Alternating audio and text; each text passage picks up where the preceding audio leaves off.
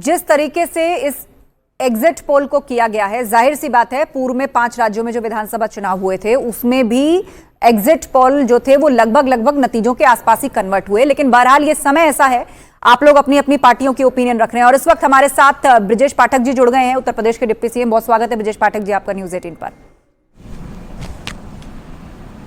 नमस्कार जी, तो फिलहाल ये आंकड़ा किस ओर इशारा कर रहा है? उत्तर प्रदेश में अभी तक पश्चिमी यूपी में जो चुनाव हुआ था 26 सीटें यानी 3 चरण का ये आंकड़ा है, जिसमें 22 से 25 एनडीए और 3 से 6 आईएनडीआईए आगे चल रही है।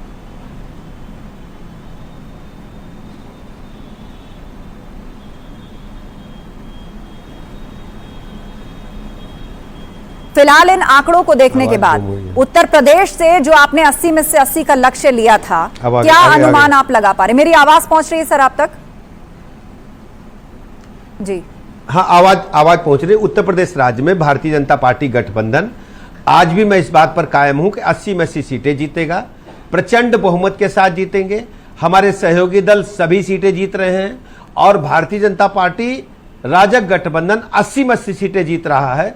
और आप देखेंगे कि मोदी जी की गरीब कल्याण योजनाओं पर जनता ने मोहर लगा दी है। उत्तर प्रदेश की कानून व्यवस्था पर, बेहतर कानून व्यवस्था पर जनता ने अपनी मोहर लगा दी है। हम ये कह सकते हैं कि आज विपक्षी गठबंधन का सुपड़ा पूरी तरह से साफ होगा। सभी सीटों पर भारतीय जनता पार्टी गठबंधन जीतने जा रहा है। जी, तो ये बड़ा दावा आप कर रहे हैं 80 में से 80 सीट का, जबकि जो एग्जिट पोल का आंकड़ा है वो 3 से 6 सीटें आईएनडीआईए गठबंधन की आगे दिखा रहा है। और अभी ये सिर्फ 3 चरणों का डेटा है जो हमने रिलीज किया है। आप देखेंगे जैसे जैसे मतगणना 4 तारीख को प्रारंभ होगी, 12 बजते बजते स्थितियां एकदम स्पष्ट हो जाएंगी। भारतीय जनता पार्टी गठबंधन प्रदेश की सभी सीटों पर विजयश्री हासिल करेगा। हाँ, कुछ सीटें हैं जहां हमारा मार्जिन कम रहेगा, वो आपको नहीं दिख रहा होगा क्योंकि एग्जिट पोल है। जब स्पष्ट मतगणना जनता के समक्ष पूरे प्रदेश की एक सेकंड के लिए आपको रोक रही हूं सर, एक सेकंड के लिए रोक रही हूं। एक बड़ी खबर आ रही है और ये खबर आम आदमी पार्टी के नेता सोमनाथ भारती से जुड़ी है, जिन्होंने ट्वीट किया है और लिखा है कि मोदी अगर तीसरी बार प्रधानमंत्री बने तो मैं सर मुंडवा लूंगा। 4 जून को एग्जिट पोल गलत साबित होंगे, ये कह रहे हैं सोमनाथ भारती। और उन्होंने ये भी कहा कि दिल्ली में आईएनडीआईए गठबंधन 7 सीटें जीतेगा और यह भी कहा कि मोदी अगर तीसरी बार प्रधानमंत्री बने तो सर मुंडवा लूंगा। हमारे साथ ब्रजेश पाठक जी बने हुए हैं। ब्रजेश जी, सबसे पहले आप ही से इस पर रिएक्शन ले लेते हैं। सोमनाथ भारती सर मुंडवाने को तैयार हैं, बस प्रधानमंत्री मोदी पीएम ना बने। वो उनको सर मुंडवाना चाहिए। दिल्ली की जनता ने जो भरोसा केजरीवाल जी पर किया था, शराब घोटाले के भ्रष्टाचार के दलदल में पूरी पार्टी डूब गई।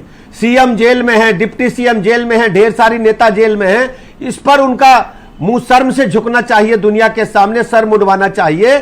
देश की जनता ने माननीय मोदी जी को प्रचंड बहुमत प्रदान किया है। 4 तारीख को तीसरी बार 400 पार करके प्रचंड बहुमत के साथ एनडीए गठबंधन भारतीय जनता पार्टी की सरकार बनने जा रही है। जी, वोटिंग पैटर्न को अगर हम उठाकर देखें तो 7 चरण में कोशिश चुनाव आयोग की भी रही, सरकार की भी रही, विपक्षी दलों की भी रही कि ये बढ़े किसी तरह से, पार्टीज के वोटर बाहर आए। क्या आपको लग रहा है कि वो टारगेट्स अचीव हुए?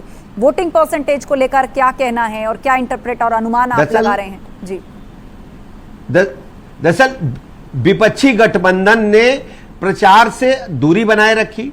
उत्तर प्रदेश में प्रथम चरण के चुनाव में कांग्रेस और समाजवादी पार्टी की संयुक्त रैली हो ही नहीं पाई। द्वितीय चरण में सिर्फ प्रेस कॉन्फ्रेंस किया। उदासीनता इनके कार्यकर्ताओं में थी, इनके समर्थक मतदाताओं में थी। भारतीय जनता पार्टी एनडीए गठबंधन के सभी लोग उत्साहपूर्वक ढंग से मतदान स्थल तक पहुंचे, वोट कास्ट किया है। और वोट प्रतिशत जो कम हुआ है वो समाजवादी पार्टी कांग्रेस गठबंधन के नेताओं की उदासीनता की वजह से और इनके समर्थकों में मायूसी की वजह से कम हुआ है। भारतीय जनता पार्टी गठबंधन के सभी वोट बूथ तक पहुंचे हैं और मतदान किया है भारतीय जनता पार्टी गठबंधन के पक्ष में। ठीक है, बहुत शुक्रिया ब्रजेश पाठक जी हमारे साथ जुड़ने के लिए और बातचीत के लिए। हमारे साथ स्टूडियो में मेहमान मौजूद हैं। हमारे साथ आलोक अवस्थी जी हैं, भाजपा प्रवक्ता, धर्मेंद्र यादव जी हैं, सपा प्रवक्ता, और वो कुछ रिएक्शन देना चाह रहे हैं ब्रजेश पाठक जी की बात पर। बोलिए धर्मेंद्र जी। आस्था जी, ब्रजेश पाठक जी वरिष्ठ नेता है और सबसे बड़े सूबे के उप मुख्यमंत्री हैं। उनको ये भी जानकारी हो गई है कि जो ईवीएम मशीन है उस मशीन में बीजेपी के ज्यादा लोगों ने वोट कर दिया है, बाकी इंडिया अलायंस के कम लोगों ने कर दिया वो है। तो चुनावी ऐसी जानकारी से देश को गुमराह करने से कुछ नहीं मिलता। अगर उत्तर प्रदेश में पर्चा नहीं लीक करवाए होते, 60,000 पुलिस की भर्ती कर दिए होते, तो 60 लाख लोगों के जीवन में खुशहाली आ जाती। तो उस पर काम नहीं करते। हालांकि भारतीय जनता पार्टी का अपना स्वभाव है, तो स्वभाव नहीं बदला जा सकता है, लेकिन 4 तारीख को इस देश की जनता इनको बदल देगी। ठीक है, आलोक अवस्थी जी, आपका जवाब इस बात पर। वो कह रहे हैं कि पेपर लीक होना, युवाओं का नाराज होना, एम्प्लॉयमेंट ना होना, उनके पर एक मान लीजिए किसी परिवार में 5 मेंबर हैं, एक युवा है जिसको नौकरी नहीं मिली, तो इनका यह अंदाजा है कि 5 वोट आपके खिलाफ पड़ गए। तो सीधे सीधे तौर पर हर लोकसभा क्षेत्र में, धर्मेंद्र जी, अगर मतलब आपके दावों से कुछ पृथक बात हो, आप कह रहे हैं कि हर लोकसभा क्षेत्र में 2 से 2.5 लाख का इस हिसाब से नुकसान हो जाएगा बीजेपी को। ये इनका आकलन है। अब आप इस पर जवाब दीजिए आलोक जी। देखिए, इसका जवाब जो है समाजवादी पार्टी के नेता अखिलेश यादव ने कल ही दे दिया है। उन्होंने एक पत्र जारी किया है अपने कार्यकर्ताओं को और ये कहा कि आप जो है वोटिंग की गिनती और जब तक सर्टिफिकेट ना बढ़ जाए तब तक आप वहाँ मौके पर रहिए। मीडिया 300 सीट दे देगा, यानी कि अखिलेश यादव जी ने 300 सीट तो स्वीकार कर ली है और 272 में सरकार बन जाती है। वहीं कांग्रेस का भी हमने कल बयान देखा था कि जो है उनके प्रवक्ता आज एग्जिट पोल पर नहीं जाएंगे। उसके बाद इंडिया अलायंस की बैठक में बाकी दलों ने कहा होगा कि आपने पहले से हार मान ली और आप नहीं जा रहे हैं, उसका संदेश गलत जा पाएगा। तो आज फिर कांग्रेस के प्रवक्ता देर सवेर जो है वो मीडिया सेंटर पहुंचे हैं, यानी कि एक हारी हुई लड़ाई को लड़ रहे हैं। नरेंद्र मोदी जी के ऊपर जनता का पूरा अपार विश्वास है। 60 साल के बाद तीसरी बार लगातार सरकार अगर कोई आने वाली है तो भारतीय जनता पार्टी की आने वाली है। और हमने कहा था कि इस बार हम नॉर्थ और साउथ, हम पूरा भारत से हम जीत करके आएंगे। और आपके आंकड़े पे देख रहा हूं, अन्य चैनलों के भी आंकड़े देख रहा हूं, हमको आंध्र प्रदेश, तमिलनाडु, केरल, जहां हमारा कभी खाता नहीं खुला था वहां से भी हमारे खाते खुल रहे हैं। हम आंध्र प्रदेश में बहुत बड़ी बहुमत से आ रहे हैं। एनडीए का वहां पे कम से कम 25 सीटें जीतने जा रही है। कांग्रेस का तो वहां 0 खाता हो गया है। और वही उसी तरीके से अगर आप लेंगे कर्नाटक का लेंगे, आप जो है अन्य तेलंगाना का लेंगे, भारतीय जनता पार्टी उन सभी राज्यों में बढ़त बना रही जहां पर वो बहुत कमजोर हुआ करती थी। और यह प्रधानमंत्री जी की नीतियों की जीत है। भारत का जो आत्मनिर्भर भारत खड़ा वो कर रहे हैं, एक स्वाभिमानी भारत, एक समर्थ भारत, एक विश्व में अग्रणी भारत की जो सोच थी उसको जो मोदी जी ला रहे हैं, जनता का विश्वास उसके ऊपर जा रहा है। ठीक है, और इस वक्त एक और खास मेहमान हमें ज्वाइन कर चुके हैं। प्रेमचंद अग्रवाल जी हैं, मंत्री उत्तराखंड सरकार। स्वागत है आपका प्रेमचंद जी न्यूज़ 18 पर। और आंकड़ों को देख के सबसे पहले आपका रिएक्शन। धन्यवाद। देखिए, निश्चित रूप से जिस प्रकार से हम शुरू से कहते आ रहे थे कि हमारे भारतीय जनता पार्टी 370 और एनडीए 400 पार करेंगे, तो लगभग वैसे ही रुझान मैं बिल्कुल महसूस कर रहा हूँ, देख रहा हूँ। और मैं ये भी कह सकता हूँ कि ये जो आंकड़ा अभी आप रुझान के रूप में दिखा रहे हैं या जो भी चैनल इसमें दिखा रहे हैं, मुझे अनुमान इससे ऊपर भी जा सकता है। क्योंकि उत्तर से लेके दक्षिण तक, पूर्व से लेके पश्चिम तक, यानी पूरे देश के अंदर आज जो इस प्रकार से माननीय मोदी जी की विश्वसनीयता बढ़ी है, जनता उनके कहे पर विश्वास करती है, जनता मोदी गारंटी पर विश्वास करने के बाद आज जिस प्रकार से 7 चरण के मतदान के बाद हम लोग जिस पे बातचीत कर रहे हैं, अब आप देखिए कि जहां हम लोग कहीं नहीं थे, यानी कि आप ये कह सकते हैं कि जिस राज्य में हम नहीं थे, आज वहां पे भी भारतीय जनता पार्टी अपने खाते खोल रही है, यानी वहां पे भी अच्छा प्रदर्शन कर रही है। तो स्वाभाविक रूप से जो माननीय मोदी जी का एक मूल मंत्र था, सबका साथ, सबका विकास, सबका विश्वास और सबका प्रयास, और शायद पहली बार आज़ादी के बाद, और नेहरू जी जो देश के तीसरी बार लगातार प्रधानमंत्री बने थे, उस बहुमत के साथ वो जो रिकॉर्ड है वो भी माननीय मोदी जी उसकी जो है समकक्ष आ रहे हैं। यानी कि लगातार तीसरी बार भारतीय जनता पार्टी के आदरणीय माननीय मोदी जी तो तीसरी बार देश के प्रधानमंत्री बनने जा रहे हैं, ये मैं कह सकता हूँ। थोड़ी देर पहले हरीश रावत जी भी हमारे साथ जुड़े थे और उन्होंने सबसे पहले तो एग्जिट पोल के इस डेटा को खारिज किया और कहा कि 4 जून को सब कुछ पलटने वाला है, नतीजे बिल्कुल पृथक आएंगे। देखिए, हरीश रावत जी जब तक हार नहीं मानेंगे, जब तक उनको सर्टिफिकेट हार का मतलब जीत का सर्टिफिकेट आदरणीय त्रिवेंद्र जी को नहीं मिला, तब तक वो हार नहीं मानेंगे। वो बहुत बड़े हमारे बड़े नेता भी हैं उत्तराखंड के और बहुत वीर योद्धा हैं। हार के आखिरी दम तक वो जीतने की बात कहते हैं और अंतोगत्वा जब हार आती है तो स्वीकार करते हैं, और वो सभी को करना भी पड़ेगा।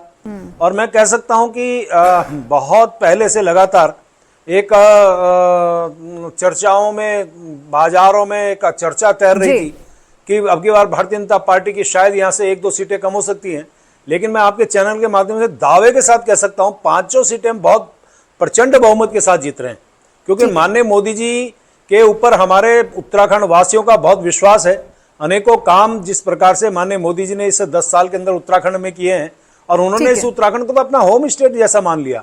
ये बद्रीनाथ की बात करें, केदारनाथ की बात करें, चारधाम यात्रा की बात करें, नमामि गंगे की बात करें, ऋषिकेश से कर्णप्रयाग रेलवे लाइन की बात करें, अब दिल्ली से देहरादून, ठीक है, कुल मिलाकर आप कहना चाहते हैं राज्य सरकार का काम और प्रधानमंत्री मोदी का चेहरा और केंद्र से जो काम किए गए उत्तराखंड के अंदर, उन्होंने लोगों के जहन में छाप छोड़ी है। असल नतीजे 4 जून को आएंगे। बहुत शुक्रिया प्रेमचंद जी हमारे साथ जुड़ने के लिए। गेस्ट पैनल हमारे साथ स्टूडियो में है। मैं चर्चा में लेकर आना चाहूंगी ज्ञानेश श्रीवास्तव जी को, वरिष्ठ पत्रकार हमारे बीच में है। ज्ञानेश जी, जो आंकड़े इस वक्त आपकी टीवी स्क्रीन के सामने हैं, उनका आकलन आप किस तरह करेंगे?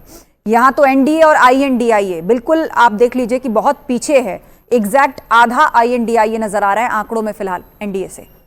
देखिए, एग्जैक्ट पोल पर आप जो बता रही है ना कि कांग्रेस ने खारिज किया है, तो बीजेपी भी खारिज कर रही है। अगर आप उसको सीट कम दे रहे हैं तो वो बोल रहे हैं कि नहीं 80 की 80 सीट आएगी। तो एग्जैक्ट पोल का या एग्जिट पोल का जो भी एक आंकड़ा होता है, ये एक डिस्कोर्स के लिए बढ़िया है, लेकिन मुझे आश्चर्य ये लग रहा है कि आप याद करिए कि चुनाव जब शुरुआत हुई थी तो मंगलसूत्र से शुरू हुआ था, अब मुजरा तक आ गया था। और ऐसे में अगर तीसरी बार फिर सरकार आ रही है तो फिर वो सारे जो जुमले थे या सारे जो सबका साथ सबका विकास की बात अब जो बीजेपी के नेता लोग कर रहे हैं, तो फिर बीच में ये जो जुमले आए उसके आधार पर अगर ये नतीजे आ रहे हैं तो मुझे आश्चर्य रहेगा। और दूसरी बात कि इस चुनाव में जो सबसे बड़ी चीज़ देखने को मिली है कि वोटरों की उदासीनता पर कोई ध्यान नहीं दे रहा है कि कैसे लोग चुनाव के लिए या मतदान के लिए आगे नहीं आ रहे हैं। ये एक चिंताजनक बात है और हमें देखना चाहिए कि 4 जून को जब रिजल्ट आएगा उससे बातें क्लियर होगी कि आखिर हुआ क्या है। क्योंकि एग्जिट पोल पर देखिए बीजेपी भी खारिज कर रही है कि नहीं वो 80 की 80 सीट लेंगे। जी जी। इस बीच एक बड़ी खबर आ रही है, वो खबर हम अपने दर्शकों को आपको बता देते हैं। सीएम पुष्कर सिंह धामी का बयान सामने आया है और वो बयान हम आपको दिखाएंगे, लेकिन उससे पहले बड़ी खबर, यूपी की सभी 80 सीटों का एग्जिट पोल सामने आ चुका है। एनडीए को 68 से 71 सीटों पर आगे इन आंकड़ों में निकलता हुआ दिखा है। एनडीए को 68 से 71 सीटें मिलने का अनुमान है। यह इस वक्त की बड़ी खबर है। अभी तक का डेटा 3 चरणों का डेटा था, जहां एनडीए को 22 से 25 सीटों पर आगे बढ़ता हुआ दिखाया गया और आईएनडीआईए को 3 से 6 सीटों पर बढ़त। लेकिन अब यूपी की सभी 80 सीटों पर एग्जिट पोल का आंकड़ा सामने आ चुका है। एनडीए को 68 से 71 सीटें मिलने का अनुमान। और स्टूडियो में जो हमारे मेहमान है, सबसे पहले उन्हीं से रिएक्शन। धर्मेंद्र जी, एनडीए को 68 से 71 सीट उत्तर प्रदेश के अंदर, यानी पिछले बार से भी 5 से 6 सीटें ज्यादा फिलहाल आंकड़े के मुताबिक। आस्था जी, अगर इस आंकड़े की बात करेंगी कि पहले और दूसरे फेज के बाद भारतीय जनता पार्टी के नेताओं ने जिस तरह से ट्रैक बदला था, मंगलसूत्र से शुरुआत करके मटन मुर्गा मछली, उसके बाद आकर के किस तरह के बयानबाजी में लोग उलझ गए थे, और मेरे ख्याल से मुजरे की बात भी प्रधानमंत्री ने कर दिया था। तो इससे पता था कि भारतीय जनता पार्टी हताश है और जो वोटर की उदासीनता है वो सबसे बड़ा कारण हो सकता है।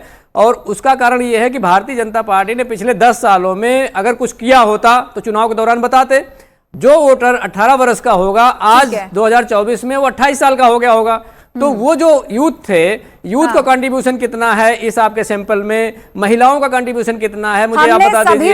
इसके बाद एज ग्रुप को हम देखेंगे तो मुझे लगता है कि इस तरह के जो आपके एग्जिट पोल हैं ये पूरी तरह से गलत होंगे 4 तारीख को। ठीक है, और 4 तारीख का इंतजार आप करेंगे कि एग्जैक्ट नतीजे क्या होते हैं। लेकिन आलोक अवस्थी जी जो बातें धर्मेंद्र जी कह रहे थे कि कैसे पहले चरण के बाद जब दूसरे चरण पर यह चुनाव पहुंचा, मतलब पश्चिम से जब आगे की ओर बढ़ा, तो कुछ ऐसे मुद्दों का जिक्र हो आया जो आम मुद्दों से या आम जनता से दूर थे, जिनका जिक्र धर्मेंद्र जी कर रहे थे। देखिए, धर्मेंद्र जी मुजरा की बात कर रहे थे तो मुझे वो दृश्य याद आ गया कि सैफई में अखिलेश सरकार के समय पर क्या होता था। फिल्मी कलाकार आते थे और लगातार जो है स्टेट प्लेन उनको ला रहे होते थे, और वहाँ क्या क्या होता था। मुजफ्फरनगर दंगों में जल रहा होता था और वहाँ पर जो शब्द मैं नहीं कहना चाहता है वो मुजरा होता था, जो यादव जी ने बता दिया है। मोदी जी लेकिन अब चुनाव चूंकि अब निकल चुका है, वोट निकल चुके हैं, हम समीक्षा करने बैठे हैं। एग्जिट पोल एक दिशा देता है और आज दिशा दिखा दी है कि फिर से जो है देश जो है प्रधानमंत्री मोदी को अपने प्रधानमंत्री के रूप में देखना चाहता है, और उसी हिसाब से हर स्टेट के अंदर विपक्ष कहीं से भी दिख नहीं रहा है। आप देखिए समाजवादी पार्टी शायद 65 सीटें या 63 सीटें लड़ रही है उत्तर प्रदेश के अंदर, और कहीं पे भी उसको जो है सीटें एग्जिट पोल में, चाहे आपका चैनल, सबसे पहले मैं आपके चैनल की बात करूंगा, तो वो 4 से 5 सीटें भी देने को तैयार नहीं है। मात्र 3 सीटें इनकी आज वर्तमान लोकसभा में के अंदर बची हुई हैं। कांग्रेस की मात्र 1 लोकसभा सीट है। 2% वोट पर जो है कांग्रेस इस समय जो है उसका वोट शेयर है। तो मुझे लगता है कि लगातार जनता के विश्वास को ठेंगा दिखाना, जनता के भरोसे को और जनता के वोट को अपमानित करना, ये लगातार जो विपक्ष कर रहा है उसका नतीजा सामने आ रहा है जी। और इस बीच जेपीएस राठौर साहब जुड़ गए हैं, यूपी सरकार में मंत्री। राठौर साहब, यूपी की 80 में से 80 सीटों का जो एग्जिट पोल का आंकड़ा है वो सामने आ चुका है। एनडीए को 68 से 71 सीटें और 9 से 12 सीटें आईएनडीआईए के खाते में। सबसे पहले आपका रिएक्शन।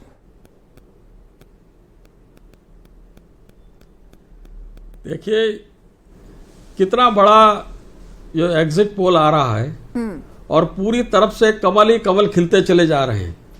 भारतीय जनता पार्टी ने जिस तरीके से अपनी रणनीति बनाई थी, उस रणनीति में हम पूरी तरीके से सफल हुए हैं।